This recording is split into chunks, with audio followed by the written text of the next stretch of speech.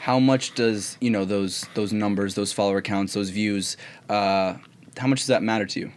I think initially it was like, wow, this is great, because your dopamine's just fucking flying through the roof. You're like, damn, this is crazy. Shit's blowing up. Like, the day I hit 1 million followers is the day I hit 2 million followers. Wow. It was insane. The show was going nuts. I remember my friends come over. We had all these balloons, said, congrats on 1 million followers. I was like, wow. And then at night, it's like 10 o'clock, and I refreshed it, it's 2 million followers. And I had to have a Xanax because I was melting. My brain was in overdrive. Like, I was red.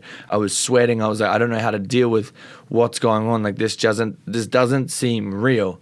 All this shit doesn't seem real whatsoever. So initially, it was like, cool. Like, it's a numbers game. Let's bump it up. But now I'm like, no, it's actually about being an influencer, as weird as that sounds, but entertaining, like putting content out that is going to make someone feel better about themselves, instead of, cool, I'm being a narcissist, feed my ego. It just, my mentality completely switched. And I've noticed with a lot of my other like cast members and other people from reality TV stars, their whole mentality is like, what can you give to me? I'll do this brand deal back to back to back. Whereas I'm like, to my team, I'm like, hey, if I'm posting 2 brand deals in a row, I'm doing something wrong. I'm not here to push money and brands and stuff like that. I'm here to have a strong connection with my fan base and like really lock into them. If you notice, like for the first hour I post, I'm replying to every single comment I can.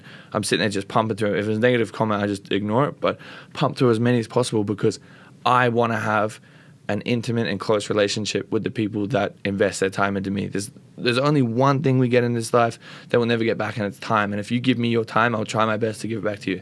Do you ever feel like you have too much or a huge responsibility now that you have, a very loyal fan base and a lot of people that, look at you on a daily basis?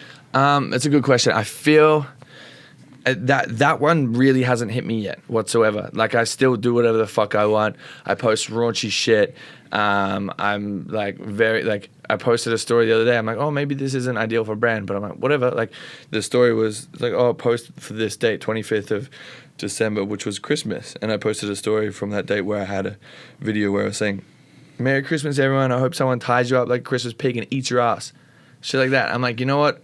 This probably shouldn't go out, but I'm like, nah, it's me. Like, who gives a fuck? Like, I'm not really worrying about anything. I haven't really had someone go, hey, you influenced me to do this. Haven't had that yet, but I feel like they'll probably like hit me at some point. I'm like, fuck, I'm sorry. Do you think that some of the and I honestly think that, when you look at the TikTokers, the influencers, there's a lot, I mean, you probably know way better than I do, that there's a lot of fakeness. And for sure. But I think that one of the reasons why people like you, and really one of the things that I respect about you, is through this, catapulted fame and success, you've stayed yourself. Do you think that that's, just thinking right now, do you think being Australian, being from where you are, maybe the way you were brought up, plays into that, and not being one of those people that grew up in the States or in LA or around that?